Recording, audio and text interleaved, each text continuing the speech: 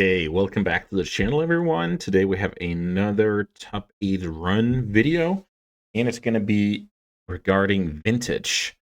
This Saturday I played in the Magic Online Creator Showdown, which was modern, um, which started 1 hour before the Vintage Challenge, and I was like, yeah, I should get a fast vintage deck ready. If I lose round 1 of the Creator Showdown, I want a plan B, so I did lose round 1 of the Creator Showdown. I ended up going 1 and 2 and got eliminated. So I'm very happy I fired off this tournament. And I did a little bit of double queuing. I mean, it wasn't the best, but sometimes I like to get my tournaments in and have, more shots to do well, more shots to have fun, double the magic, double the fun, all of that jazz. So I wanted to play a fast deck in Vintage, and I haven't played Mono White Initiative for a while. I've been playing, Jewel, Doomsday, a little bit of Fair Luris. So yeah, I figured it was time, especially with the inclusion of Vexing Bauble and the printing of Witch Enchanter. I thought this deck would be pretty cool to revisit. So for those who aren't aware, this initiative mechanic is very powerful. We have White Plume Adventurer and Seasoned Engineer as our tag team that can finish the job, but aggro alone will not do it in Vintage, so we need some prison creatures like Anointed Peacekeeper. This card is quite cool. When you play against different decks, you get to see their hand and tax the card you want to tax. The most normal targets for this card is stuff like Urza's Saga and Bazaar of Baghdad. Archon of Emeria is our absolute best play early on. Archon makes your opponent's lands enter tapped, and they can only play, well, we can also only play one spell a turn, but that's fine for this deck. So yeah, no Mox plays, no tutor and play your stuff. Fetches enter tapped, duels enter tapped. This card is a nuisance, very, very annoying to play against. The deck has quite a few ways to combat Force of Will. We have Chancellor of the NX, which can tax any spell, of course, but when you're on the play with the Chancellor, which I hope we'll see today, this is just so good, blanking Force of Will. So is Vexing Bauble. Vexing Bauble is a tough one because we play a ton of zeros ourselves, but we can sacrifice this and we play out all the zeros we have before playing the Bauble, so it's only future zeros that are affected, and 9 out of 10 times those cards would be bad draws anyway, so this is not as bad as it looks. Vexing Bauble can shut down, Force of Will, Force of Vigor, stuff like, Misstep, Gush, Hollow One, bunch of opposing acceleration and zeros. So yeah, very, very potent vintage card. The deck also has Cavern of Souls, so we have to be careful with how we name our creature types. White Plume and Peacekeeper are both clerics. Peacekeeper is also human, which Seasoned Engineer is as well. So is Witch Enchanter. So, and sometimes we just need to force through the Archon, and in the mid-game, sometimes we have to play it on Angel, because that's actually the most useful when it comes to hardcasting a Chancellor in a game where we have a lot of mana. So yeah, we played the full accelerants, all of the zeros. I believe I cut Sol Ring from the deck that I found originally, and I added Mox Emerald. March of Otherworldly Light is the last card I'm going to talk about in the main deck. This card is pretty flexible. It's basically only a card in Vintage because Urza's Saga is so heavily played, so 1 mana kill your Saga is going to be very good. You can also tax your opponent's mana by killing Moxen. You can kill Oath of Druids for 3 mana. So yeah, and it has like a flexible casting cost, so you can exile like Chancellor from your hand and plow through some sphere effect or whatever. Yeah, this card's decent. Nothing special. But it has good uses.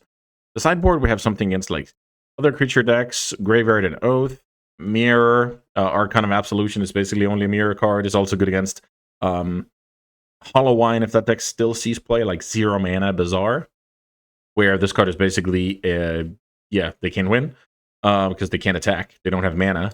And then we have Null Rod against Jewel mainly and Wrath of the Skies, which I didn't give too much thought into, but I think it's enough close to a card like Meltdown. Like, let's say you play against Shops and you cast it for 2. You get to keep all of your creatures, which are 3 or more, and you get to kill all spheres, all patchworks. Yeah, that should be a good situation. I don't know about Wrath of the Skies. Double white is hard, so don't quote me on that card being ideal for the deck. Yeah, today we're going to go through some replays from the tournament. Spoiler, I top 4'd the event, so we have quite a few games ahead of us. Don't go anywhere. All right, this is game 3 of round 1. I'm playing against Coveted Jewel, which is a devilish deck to be on the draw against. Looks like I have shaved a couple of baubles and a couple of marches for 4 copies of Null Rod. I have Null Rod in my opener. I'm going to keep this hand. It's not the best. There's a land here, a couple of Chancellors, and then... So basically I have to fade my opponent's turn 2 even for this hand to be good, or draw like a Mox. But yeah, this is not ideal, but I think it's better than going to 6. I reveal a couple of Chancellors. We get to eat a Mox, which is not bad. I mean, we'll take that. Versus Workshop, that's scary. Here's Grim Monolith. Here's Grim Monolith. So here I'm already thinking, what exactly is my opponent building to? They could have already cast the One Ring with Shop or Grim, so it's definitely not that.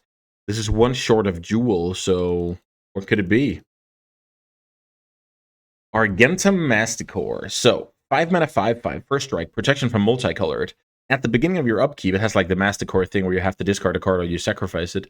When you discard a card, you can destroy a non-land permanent an opponent controls with a mana value less than or equal to the mana value of the discarded card. So right now, my opponent's just killing me in 4 turns, but they kind of keep their own hand on lock. They invested double Monolith into it. So at this point, this game is just, and I say that with quotation marks, about killing the Masticore, and I should be fine. Let's see. I draw another land, play a tap land. Basically, I'm trying to build towards that Witch Enchanter. I play a land. Here, I actually don't like the fact that I did not play out the pedal, because there is a chance my opponent just draws like Vexing Bauble and they want to keep me off zeros. Like there's at least a non-0% chance, right? My opponent discarded Walk the first time, then discarded Force of Will the second time around. Also, I want to think about this a little bit. If the opponent had gone Workshop, Grim Monolith gets countered. Right, then they couldn't have turn 1 Masticore. I was just trying to see if they could have kept Mox instead of Monolith, but that wasn't the case. Opponent attacks me to 10. And now I can go Artifact mana, 4 mana, play the Witch Enchanter. The thing is, if my opponent discards a Force of Will, what's in my opponent's hand? So I can only hope at this point that it was a lone Force of Will with no other blue cards, so that's why they did it. The worst thing that can happen is it was an excess Force of Will, and now my opponent just Force of Wills this, and I'm in trouble. But I don't think it's reasonable to take 5 more to try and spike a random Cavern of Souls from the top of the deck. It's not valid to go like White Plume Adventurer, take the initiative. My opponent kills it, attacks, they take back the initiative. That's not like how I win this game either.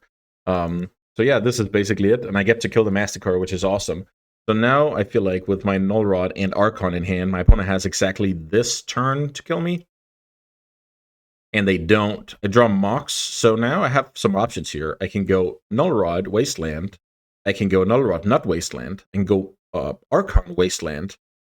But what I end up doing is I go White Plume Adventurer, Search About Plains, play Null Rod. I think that's just a better play. If my opponent has a Force of Will, I prefer they use it on my worst card as well, and then I can kind of slam the door, slam the door and win the game next turn with my actual good cards. So yeah, this is pretty good. Once this resolves, I think I'm in pretty good shape. There's an argument I should have played Mox, played this, hold up Wasteland. In case I get forced, I Wasteland my opponent. That's actually a good one that I notice right now. That's always what happens when... So first of all, like double queuing, can't recommend it. But we're here to learn, so I actually think if I go play Mox, tap Wasteland, White Source, Mox, play this, that it's better, because then I still have 2 mana for Null Rod, but I hold up active Wasteland in case I get forced. Then I would want to cut my opponent off the mana. But none of that is going to be important this game, because Null Rod resolves here, and that's very bad news for the opponent. Yeah, the opponent already concedes here. The game's just over. I have the initiative. I get to forge one of the creatures. Crack in for how much? Crack in for 7, put my opponent to 11. Wasteland my opponent out of the game. That's what they know, right? But I even had the Archon on top. So what can we learn from this game? We can basically learned that despite I had very good tools, I still could have played better. And I think that's important because, sure, I won the game. We can just, be happy and move on.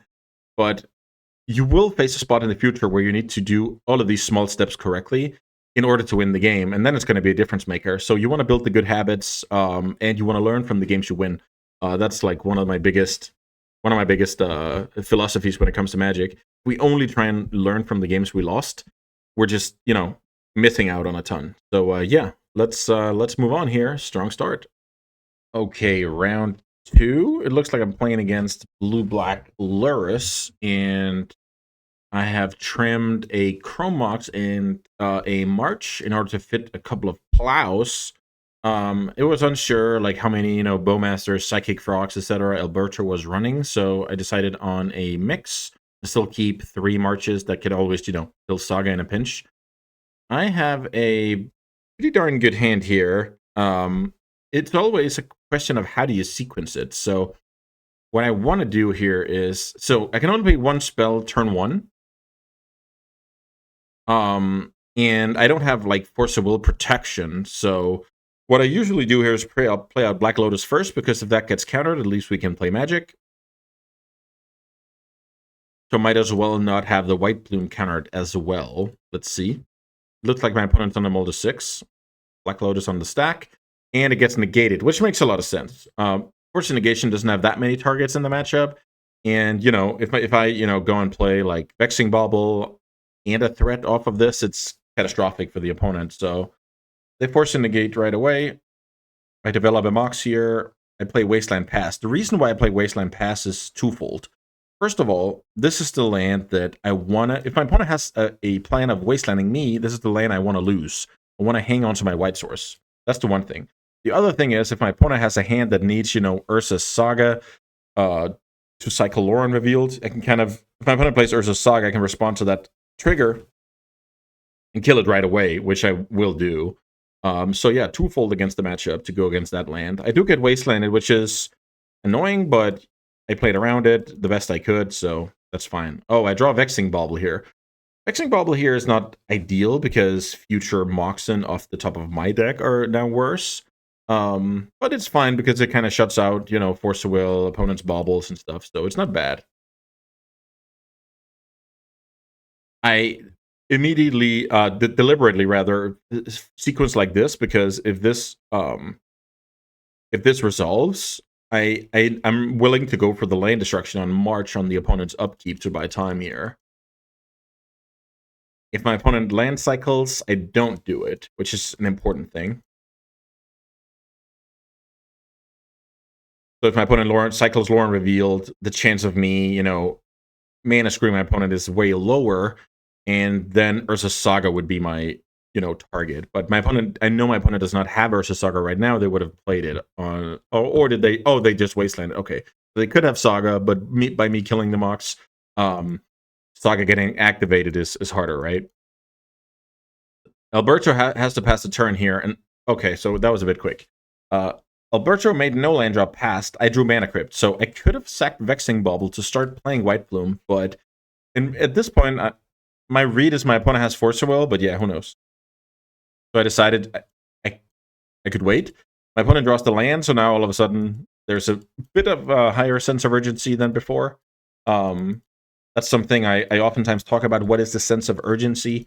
Is it in your interest to, go slow and steady, or is it in your interest to kind of rush here? So when I draw the third one, I think having the first one, Force of Will, is not bad. So I'm going to cycle the Bauble here, I believe, or at least I hope so. Yeah, Vexing Bauble gets cracked. I draw another Mox, and this is, I actually briefly thought this was a Spell Pierce, and I was a genius, but there was Ancestral Recall, which is annoying, I don't know why my opponent's Force Willing Mox Ruby here. Must have been something to do with... My opponent thought I had Ruby, and they're playing around me having Cavern as well. I guess, yeah, Mana Crypt is pretty hard to predict here, so I go... That's like my way to clear the Force of Will, which is perfect for me. Then I get to search about planes, get the initiative, and I can't remember if Alberto has anything to do here. Oh, they do, okay. Yeah, I try and grow my White Plume Adventure, which is bad against, Fatal Push, Soul Rend, etc. But yeah, I prefer putting pressure on my opponent. I am, in fact, getting Soul Rended here. And then I can choose between Archon or Initiative. I go for Archon because at this point, I think I lose to my opponent, double spelling and, getting back into the game that way. And Archon is like, yeah, it's like the White Time Walk in a sense. My opponent brainstorms and does nothing, which is very good for me. So what I believe what happens here is I play, let's see, trap my opponent down to 13. Then I play White Plume, which resolves. And I believe my opponent Brainstorm locked himself here. But let's see if the replay will show that. I'm not convinced. But I believe that's how this game ends. So this game is basically a showcase of the power of, March's flexibility, artifact mana's importance when it comes to, because of just the existence of Cavern of Souls, right? So you can get some small incremental advantages or even big ones out of sequencing correctly, representing the different stuff. And yeah, this game just ends in a moment. Replay doesn't want to show me. So basically what I do here is I drain my opponent for 5, attack for 2. I play White Plume to draw a card, and then yeah, I'm all the way almost at the Throne of the Dead 3, and this game is just over. My opponent is a fair deck, but it also has the Time Vault and Manifold Key in there, so it's never over until it's over. So you really want to slam the door on that deck. All right, 2-0 start. Let's continue. All right, round 3. I'm playing against Grixis Breach, which is a very scary matchup. I have a hand where I can reveal a Chancellor and resolve my White Plume Adventure turn 1. I believe it's close if I can play Chancellor at any point. Let's see. Wow, did I just... Maybe I messed up here. So, reveal Chancellor, that's good. Chrome Mox, let's say I imprint Witch Enchanter. Baracus, can't play that, obviously. So, I go Mox, Baracus. Play White Plume. Yeah, wow, I missed out on Hardcasting Chancellor turn 2. That's horrible. To show that, Chrome, imprint Chancellor. That's not strong. I could have done it the other way here, where I imprint Witch Enchanter, have Chancellor in hand, and then next turn I have 7 mana. 3, 6, 7, yeah. I can't recommend playing like that. Playing a Chancellor now would be a lot better than playing out the Witch Enchanter. Nonetheless, we're off to the races here. I decided to scribe because I want to find relevant hate. I do find relevant hate, which is Archon. So I guess I am doing okay here. So I'm gonna go first. I'm gonna go Witch Enchanter, and then I'm gonna go Archon. It's just some good sequencing, I guess. My opponent's Cyclops Lauren revealed off the pedal that I'm killing, and here is basically the Force of Will check, but no Force of Will is present. And yeah, the opponent just concedes here. Because next turn I get a mana, I attack for how much? I attack for 7. Yeah, the opponent's dead very soon. So very powerful here. The deck on the play with a revealed Chancellor that makes it so that we resolve whatever we want to resolve. Turn 1, and then if you play it a little better, you play out a Chancellor here instead of these two guys, and all of a sudden you're doing way better against the non-Force of Will draw. So, yeah, quick 3-0. You love to see it. Let's keep it up. All right, round 4. I'm playing against basically like Legacy Dimir Reanimator. It's like Psychic Frog, Entomb, Reanimate, stuff like that, with vintage cards in it as well. So I basically cut, let's see, I cut 4 marches. I've cut a single Wasteland because the deck has basics, and then I've cut a couple of zeros to fit all the plows and all the Containment Priests to basically deal with Frog and deal with the graveyard. What can we do with this hand? It looks like we have Mox, Bauble. If that gets countered, we can play another Bauble out, which is not bad. Let's see. And then we have a Containment Priest. So So here I'm pitching the Witch Enchanter, which is debatable. Let me put it that way.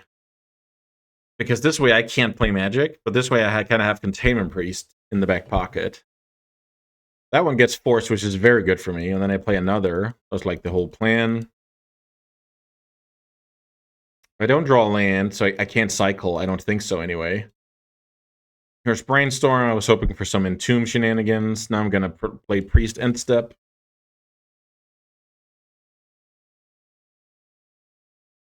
I'm basically looking to find a land and get into the game before, my opponent kills me. Another brick. Poor Drop and Chancellor, very poor draws in this scenario. My opponent develops Psychic Frog, which is a problem. I draw Cavern, which is good, but it's still a little late. I can play Uncounterable White Plume, get the initiative. My opponent puts Atraxa in the yard, and now I'm kind of scared, but then again, if my opponent can't deal with Priest, it's kind of a dead draw. But the fact that my opponent has Psychic Frog in play and still casts the Entomb is a very bad sign for me, because they could have, grown the frog, which is what they do here, and gives it flying out of the yard. So now my opponent will gain the initiative. Can't remember if they have an island to fetch. I think they do.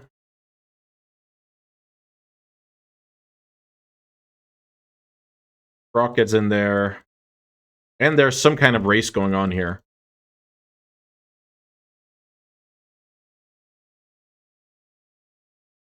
Basic land is searched up, most likely.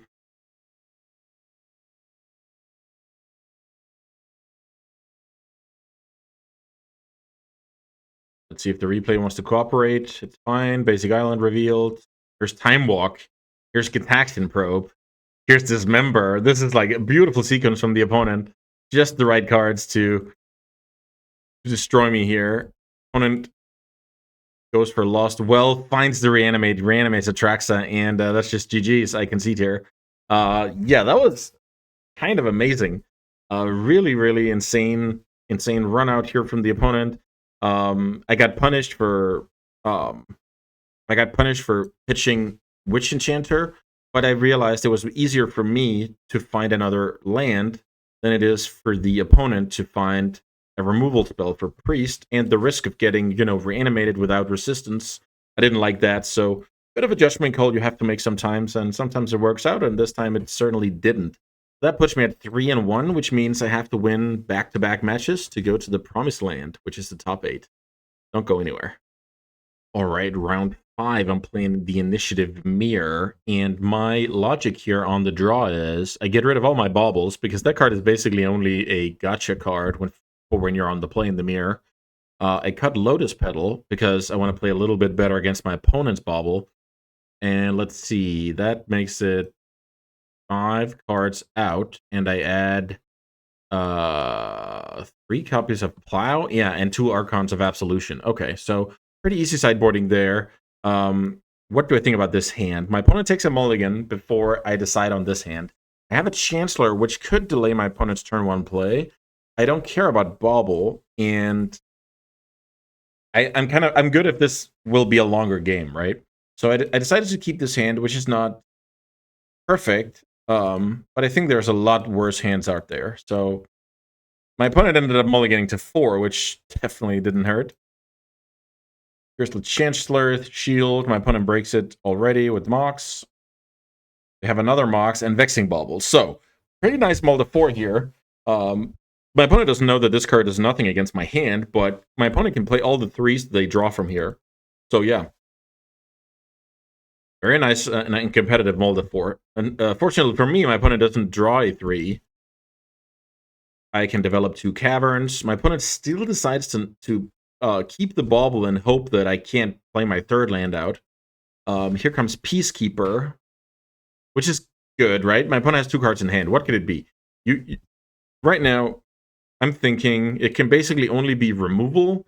It can be Seasoned Dungeoneer, and it can be like bad Chancellor, right? Let's see. My opponent has March and Seasoned Dungeoneer. So I obviously named Seasoned Dungeoneer. If my opponent wants to kill Peacekeeper end of turn, they have to pitch the Seasoned Engineer, so that's not really ideal. My opponent still hangs on to the Bauble. I would have cracked that end of turn. And my opponent find White Plume Adventure. Okay. So that is, of course, decent. My opponent does have Mana Crypt in play, which will help me in a race. Here I can go Dungeoneer, and thankfully, Dungeoneer interacts with Clerics, Rogues, Warriors, and Wizards. And Anointed Peacekeeper is a human Cleric, so we can now attack with Protection from Creatures, which is awesome, and gain the initiative back. It looks like I mill over a Chrome Mox with the trigger. My opponent loses the flip. Now my opponent can go Seasoned Engineer and attack for unblockable because White Plume is also a Cleric, which is funny. I take 6 here. My opponent untaps that creature. But yeah, this is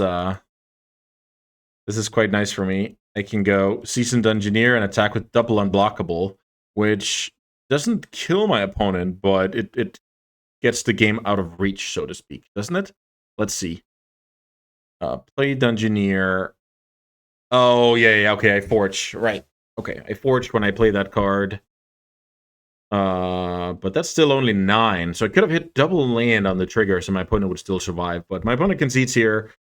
It was just one of those hands where my hand just lined up perfectly against the Bauble hand. Just imagine I have like 1 land, 2 artifact, like 2 zeros, then I can never win, right? But I had the lands, so I couldn't win against a fast hand, but they couldn't beat my slow and steady play land hand, which is, not the most strategic games. It's just a showcase of how things can sometimes line up, which I think is a big skill of playing this deck, is imagining what kind of draws you can beat, what kind of draws you can't beat.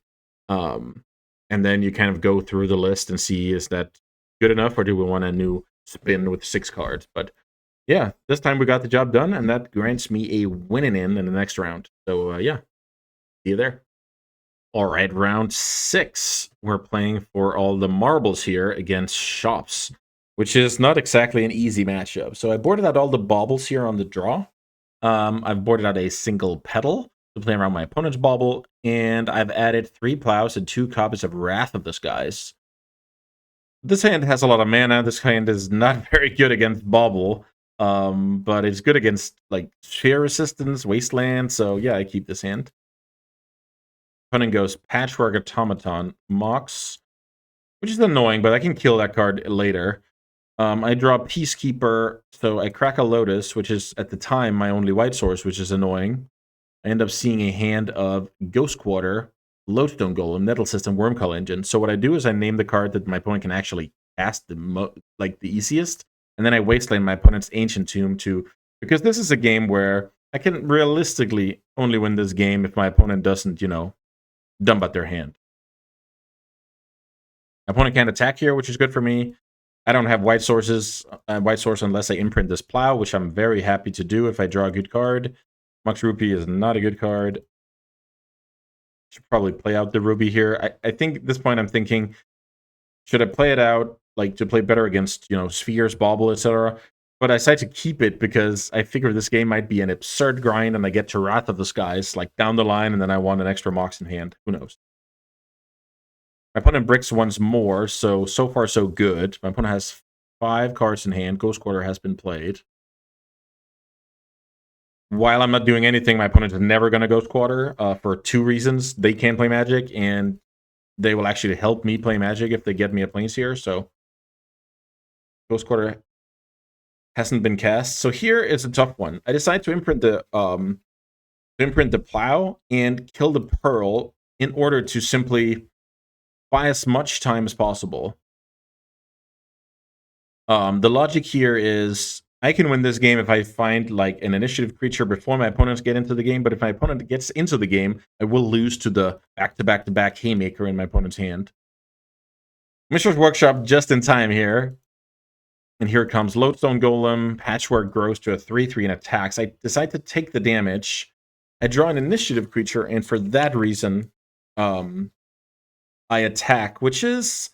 Let's think about this. I attack. I'm relatively sure my opponent is going to trade. Then my opponent can play Nettle Cyst without drawing a mana source, which is not nothing. But that golem is also going to be a 5-power creature, and I'm going to get attacked, so I don't know.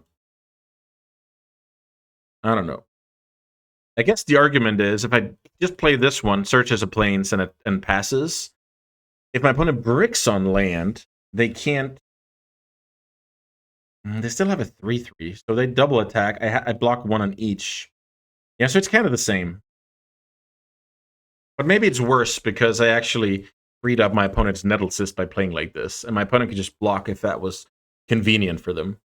Okay, I think that was a bad play. I think I should have passed here with 2 creatures. My opponent placed the Nettle Cyst out, and now I'm in trouble because it grows to a 4/4. That was the problem here. The problem was if it outgrows my creature, I'm in trouble. So what can I do to get out of this? I can scry into another White Plume, which is not bad. My opponent free rolls a Ghost Quarter here, which is good because I just scried a card to the top, so good play by the opponent. Here I'm gonna go Arena on the Germ token. My opponent can't play anything, which is extremely lucky. My opponent has 5 mana, 4 cards in hand, but can't play cards. Like, that's incredibly lucky. So I can eat the token, take 4.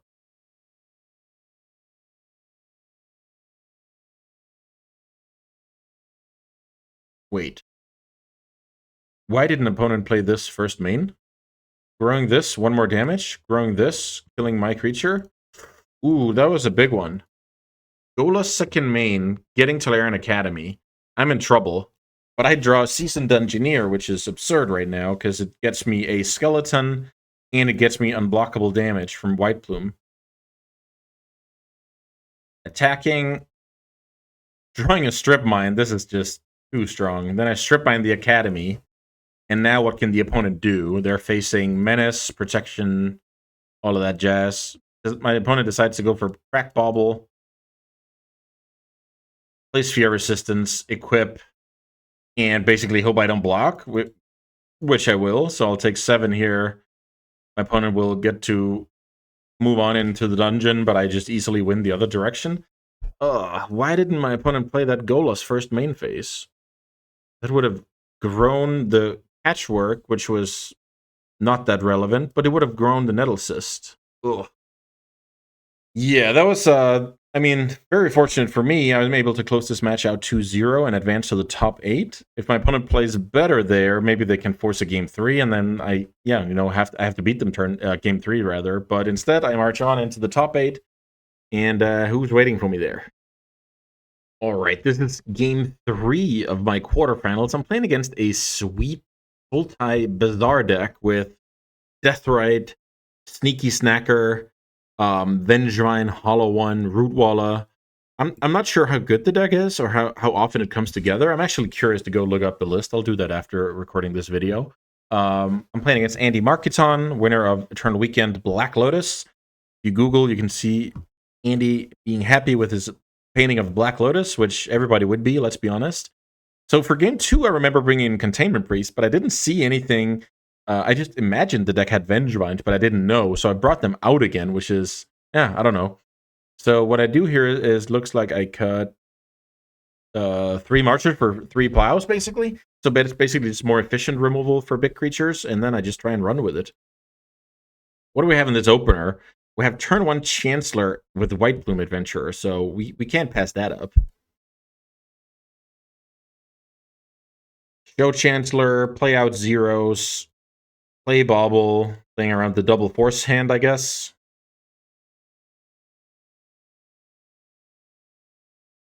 Play White Plume, search up plains. My opponent suicides a Deathrite into the Chancellor, which is quite strong. Here, I believe I scry. Let's see. Yes, I scry. I find Swords of Plowshares, which is not that bad. I decided to play out a 2/2, which I think is okay. Having just random bodies when the game is about the initiative is quite strong. Let's see here. My opponent discards Rootwalla and Vengevine and Snacker. So, plays Hollow One. So, already here, Vexing Bauble eating a Rootwalla and a Hollow One. That's a world of difference. If I don't have this card in play, I just lose the game here. So, my opponent attacked with Vengevine, and this is the big decision. So, if my opponent had Dismember, which they showed game 2, they would have just killed the white plume and attacked, right? To force me to chum block and not trade. So what I'm thinking here is I can take one hit, and then I can use this plow and get back the initiative. Also, I feel like this is another big thing. My opponent decided to trigger Vengewine with this hollow one, which tells me that Andy does not have a Deathrite Shaman. Then they would have just played Deathrite Shaman instead of throwing a card out the window, basically. A card that can later be discarded to Bazaar. Worth noting is Sneaky Snacker gets, if you just activate Bazaar on your own turn, this just comes back for free, and it helps your blue count for Force of Will. Kind of cool. Kind of cool. I'm excited to see if that card sticks. It should be better than Bloodghast, right? And Bloodghast has seen play, without being blue, so who knows? I let my opponent get the initiative here. No basic search, which is cool for me. Mana Crypt, I have to think a little bit about. Attack for 5. Get the initiative. Get a treasure. Wasteland my opponent's Bazaar, because Bazaar represents flying attackers. My opponent's upkeep, I untap White Plume with the trigger, and I kill Vengevine. So Force of Will is not a thing because of Vexing Bubble, but my opponent could randomly draw Mental Missteps, so I just do it beforehand. My opponent can only play Wasteland and pass, which is not very impressive here, so I'm definitely in the driver's seat. On my upkeep, I hit a 4/1 Menace. So right now, I'm thinking my opponent must have either Ancestral Recall or Brainstorm to bring back Snacker at instant speed. I can't do much about that, though, so it's just something that's on my mind. I attack for 5 here. But it's only Cycle Hollow 1. So yeah, this Vexing Bubble just destroyed my opponent this game. No play from the opponent. So let's see, how much damage is that? That's 6, that's 9. I can't remember if the game goes on for much longer. Let's see. I go and hit a Chancellor on the last room of the dungeon. Attack for 9. And I believe my opponent has seen enough here. I pass. I untap the whole squad. And it's over. And I'm on to the semifinals. So what can we learn here? We can learn that playing a deck that's very hard to, this is not a metagame deck, so to speak. I can imagine, once I see Force of Will, and you see, like, Vengevine, you can kind of imagine what's in the deck in order to make that viable, But I can't really piece it all together, and I don't know my opponent's sideboard cards. I don't know. They could run Virtue's Ruin in there. I have no idea. So yeah, a little bit of advantage there. The good thing is my opponent plays. They showed Force of Will. So Vexing Bubble was just going to be good against my opponent no matter what. But if add in a Hollow One and Basking Root Dweller, then it's an absurd card against the deck. So yeah, pretty happy with advancing here. And in the semifinals, the Big Bad Wolf is waiting. And in this case, the Big Bad Wolf is Duke 12, one of the best to ever press buttons on Magic Online. And Duke is playing Blue-Black Lurrus. So what can we say about this hand? This hand must be fine, right? We can do a little bit of everything here with Reveal Chancellor, Chrome into Archon. Yeah, great hand. Opponent pays for a bauble. Sideboarding wise, let's see. It looks like I trimmed some zeros and March for plows. Pierce Chrome Mox. Let's see what I do here. I decide to play Archon. Archon resolves, okay. Oh, Soul Rend and Demonic Tutor on my opponent's turn. That's beautiful. My opponent has Black Lotus and Island and decides to go. I don't want to end step the Soul Rend. I want to do it on my own turn because I want to use the floating black for Demonic Tutor, and then I get stripped. Here it's like, it's definitely not strip mine. My opponent would have found Wasteland if that was a tutor target, so I know my opponent has Ancestral Recall here. Opponent draws an extra card from Soul Rend. I can play Bauble. I can develop a tap land. That's not bad. I mean, There's a chance I get back into this game. Duke goes Ancestral Recall Wasteland, my white source. Here my opponent goes Urza Saga, and I can respond here with Marching, which is a good play.